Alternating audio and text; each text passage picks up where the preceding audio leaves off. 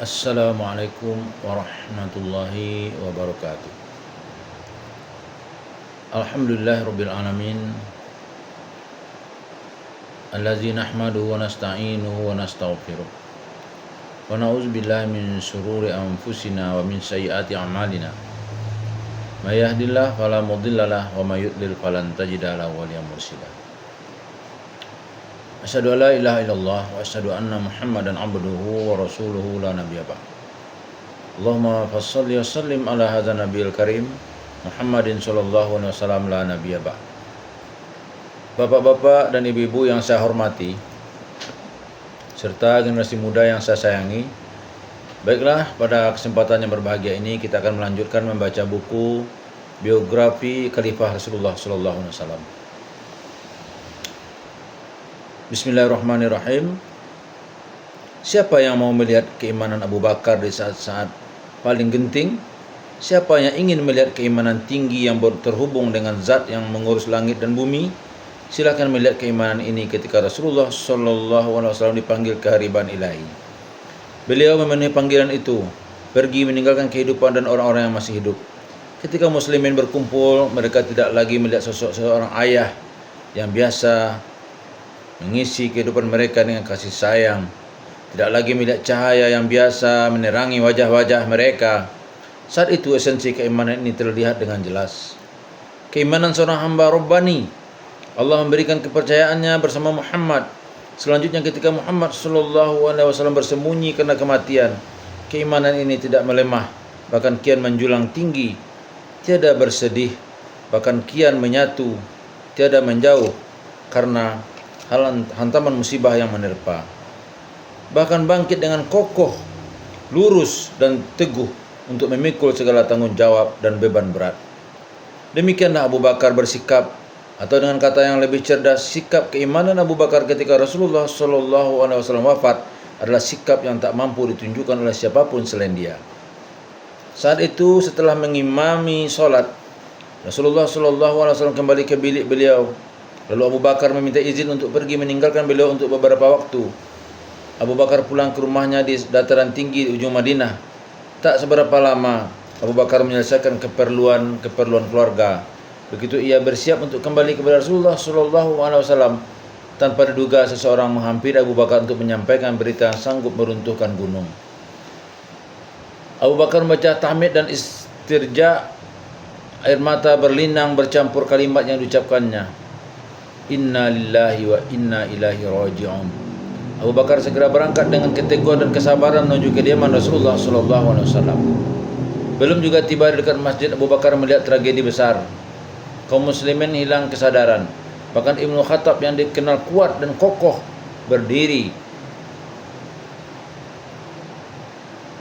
di hadapan khalayak.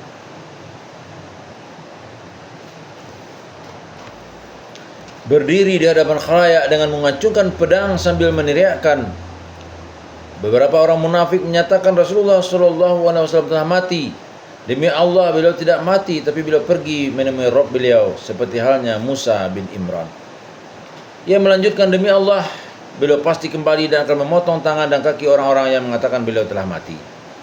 Dan ia pun mengancam, ketahuilah, jangan lagi aku mendengar ada yang mengatakan Rasulullah SAW mati, atau aku akan belah kepalanya dengan pedangku ini. Kondisi Umar saja seperti itu. Lantas bagaimana dengan kondisi yang lain? Kematian Rasulullah SAW sangat mengejutkan kaum muslimin. Meskipun beliau sebelumnya sudah sakit, seperti mereka tidak pernah membayangkan jika suatu saat akan ada yang mengatakan Rasulullah SAW meninggal dunia. Ketika ketetapan Allah berlaku dan memilih Rasulnya untuk berada di dekatnya, dan kaum muslimin ditakdirkan untuk mendengar kata kematian disandingkan dengan Rasulullah SAW, kesadaran mereka pun hilang di tengah gelombang goncang dan kesedihan. Sebenarnya Abu Bakarlah yang paling pantas bersedih dan tergoncang melebihi siapapun juga, karena dia adalah teman Muhammad SAW sepanjang hayat, sejak masa kecil dan masa muda. Dialah yang membenarkan beliau sejak hari pertama wahyu dan agama ini turun kepada beliau. Dia sangat mencintai beliau dan terikat persaudaraannya membuat kesabaran menghadapi perpisahan ini melebihi kemampuan manusia. Namun sepertinya Abu Bakar tidak digerakkan oleh kemampuan manusia, tapi kemampuan ilahi berada dalam dirinya. Mari kita beri kesempatan kepada saksi mata kejadian ini untuk menuturkan seperti apa keteguhan Abu Bakar kala pertama kali musibah ini menimpa.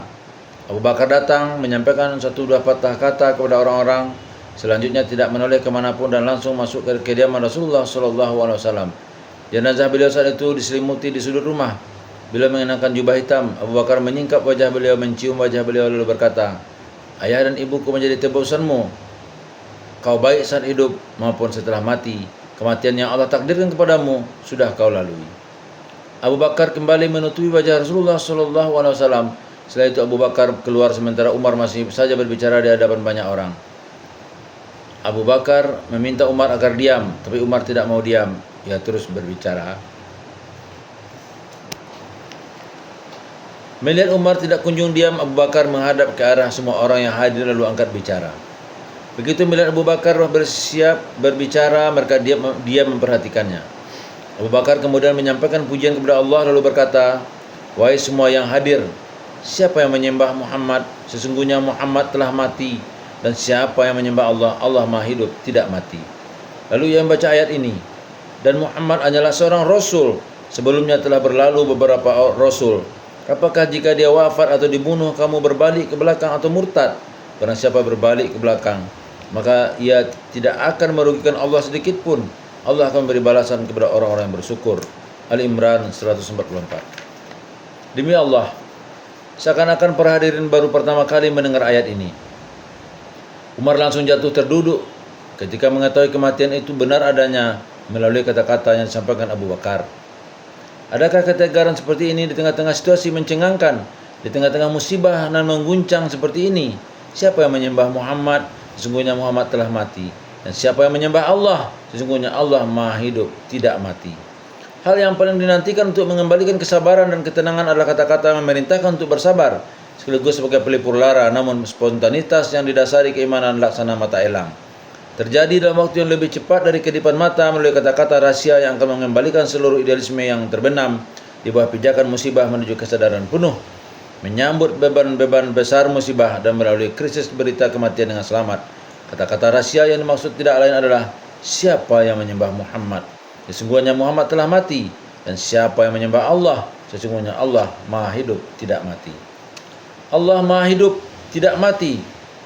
Untuk itu wahai kuda Allah, berpaculah wahai panji Allah, terangkatlah hingga tinggi wahai para pemegang panji, berdirilah, bangkitlah, teruskanlah perjalanan mentari yang bersinar dan agama baru ini. Tidak akan Abu Bakar melakukan sesuatu dalam jiwa kaum muslimin seperti takdir.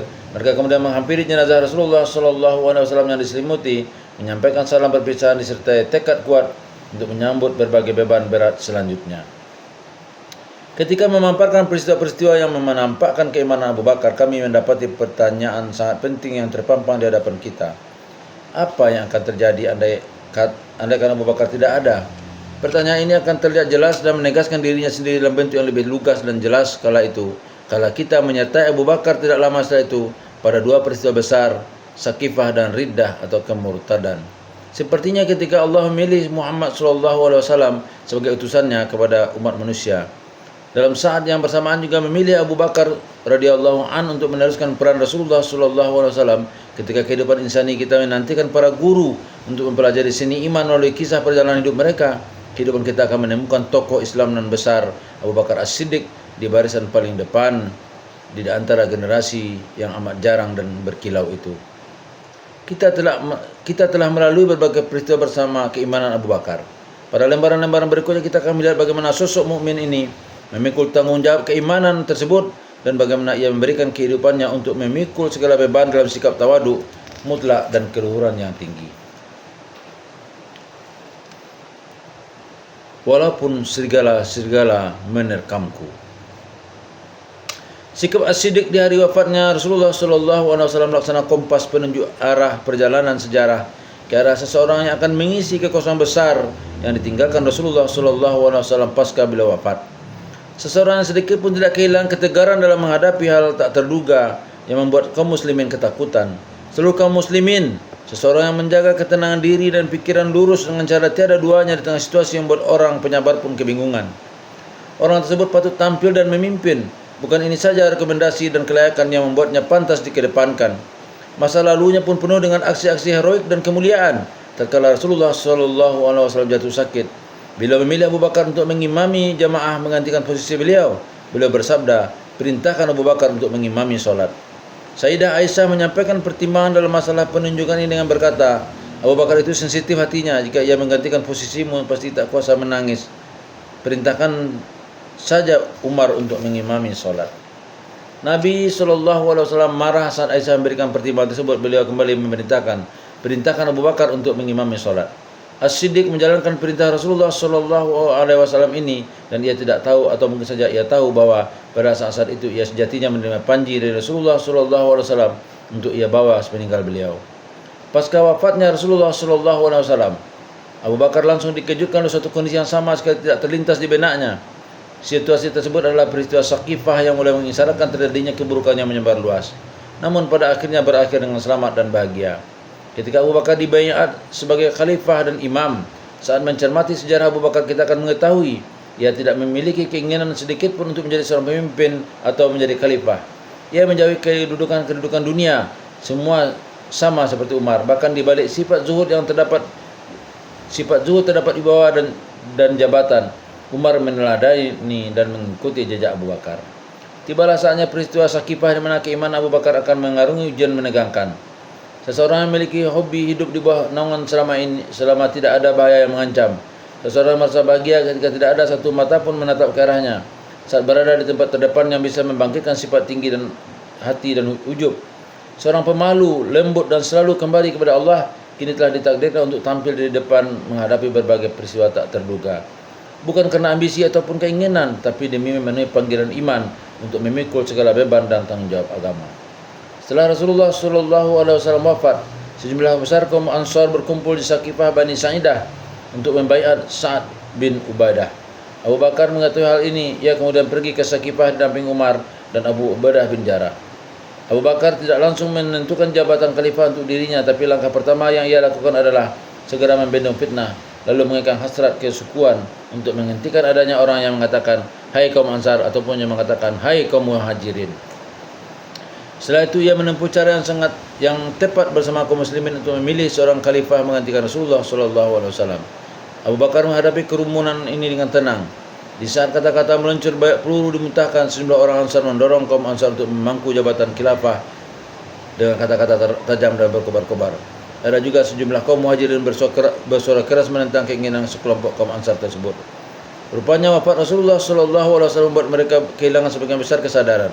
Kalau mereka sibuk memikirkan masalah khilafah di tengah suasana musibah yang belum berakhir, segala urusan kacau balau musibah kian meluas dan bergejolak. Tak ada sesuatu pun yang lebih menunjukkan bahwa situasi ini menyusup ke dalam diri mereka, juga menyusup ke dalam keimanan mereka, melebihi sikap mereka yang segera sadar dan segera bersatu kembali di sekitar sosok penyantun dan selalu kembali kepada Allah. Memang benar Abu Bakar akan lebih mendahulukan kaum Muhajirin untuk memangku jabatan khilafah, namun bukan karena mereka adalah kaum Muhajirin dan kaum Quraisy, tetapi semata-mata karena hijrah memberi mereka kedudukan senioritas di dalam Islam. Hijrah merupakan fase terakhir dalam masa-masa sulit di antara berbagai penyiksaan kaum Quraisy yang mereka alami agar mereka meninggalkan agama. Namun kesulitan ini justru semakin meningkatkan iman dan keteguhan mereka. Inilah standar yang digunakan Abu Bakar untuk menilai orang. Dan orang-orang yang terdahulu lagi yang pertama-tama masuk Islam. Di antara orang Muhajirin dan Ansar dan orang yang mengikuti mereka dengan baik, Allah ridha kepada mereka dan mereka pun ridha kepada Allah. Allah menyediakan bagi mereka surga-surga yang mengalir di bawahnya sungai-sungai. Mereka kekal di dalamnya selama-lamanya. Itulah kemenangan yang agung. At-Taubah 100. Alasan lain kenapa Abu Bakar lebih mendahulukan kaum Muhajirin untuk memangku jabatan khilafah adalah karena sekelompok kaum Ansar yang menuntut kekhilafahan berambisi mendapatkan sesuatu yang tidak akan diberikan oleh Rasulullah SAW pada siapa saja yang menuntut atau berambisi untuk meraihnya, apalagi kalau bukan kekuasaan. Abu Bakar ingat betul pada hari di mana Abbas paman Nabi SAW menemui beliau, meminta agar diberi kekuasaan. Lalu Rasulullah SAW menjawab, demi Allah kami tidak akan melimpahkan wewenang urusan agama ini kepada siapapun yang memintanya atau siapapun yang berambisi untuk meraihnya. Karena tanggung jawab kekuasaan adalah harus siap rugi bukan keuntungan. Pengorbanan bukan rekomendasi. Ketika seseorang berambisi meraih kekuasaan, artinya orang tersebut tidak menghargai tanggung jawab yang menanti. Di Saqifah, Umar bermaksud menyampaikan kata-kata di tengah kerumunan yang tengah bergolak. Namun Abu Bakar memberikan isyarat kepadanya dengan tangan kanan dan meminta izin untuk lebih dulu berbicara. Wahai kaum Ansar, tidaklah kalian menyebut suatu kelebihan pun melainkan kalian memang orangnya. Itulah kata-kata pembuka Abu Bakar As-Siddiq. Setelah itu ia menyampaikan kata-kata yang tertuang dari hati.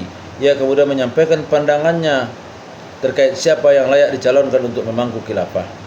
Dia adalah salah satu dari dua orang, Umar bin Khattab, seorang yang dengannya Allah memuliakan Islam, atau Abu Ubaidah bin Jarrah, orang yang disebut Rasulullah Shallallahu Alaihi Wasallam sebagai orang terpercaya dari umat ini. Aku merelakan salah satu di antara dua orang ini, Umar dan Abu Ubaidah. Tangan Umar gemetar, seakan memegang bara api membara. Abu Ubaidah menutup kedua mata dan menangis karena sangat malu. Umar kemudian mengatakan,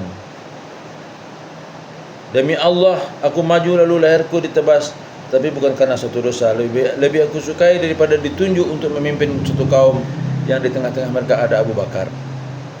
Keluaran situasi ini jauh lebih fasih dari tutur kata apapun. Selesai mengucapkan kata-kata ini, Umar langsung maju sambil mengulurkan tangan membaiat Abu Bakar. Dan seketika itu juga kaum Ansar berbaiat, seakan ada yang menyuruh mereka dari langit untuk membaiat Abu Bakar. Kaum muslimin tidak mau melewati satu hari pun tanpa adanya seorang imam yang mengatur segala urusan. Mereka membahas kepemimpinan ini meski jasad Rasulullah Shallallahu Alaihi Wasallam belum dimakamkan. Kala sarah mereka masih lemah di bawah tekanan musibah kematian beliau, tidak menutup kemungkinan jika peristiwa Saqifah ini berakhir tanpa meninggalkan celah besar dalam pembangunan Islam. Namun saat itu Allah memuliakan Islam dan kaum muslimin melalui sosok Abu Bakar. Kaum muslimin mampu melalui pengalaman besar pertama dari sisi kualitas dan segala jenisnya ini dengan selamat. Seiring terbenamnya matahari, terbenam pula seluruh pertikaian yang terjadi pada hari itu. Urusan-urusan besar memang pantas bagi orang-orang besar. Takdir memilih orang besar ini untuk menghadapi masalah-masalah besar di kemudian hari. Khalifah Agung ini kelak akan membuktikan kelayakannya dalam menduduki sebuah posisi yang telah dipersiapkan Allah di hati kaum muslimin, di hati sejarah. Kelak ia akan bergerak menghadapi berbagai peristiwa besar dengan cara-cara yang mengungkap sejauh mana keimanan mampu mengatasi segala kesulitan dan mendatangkan keajaiban.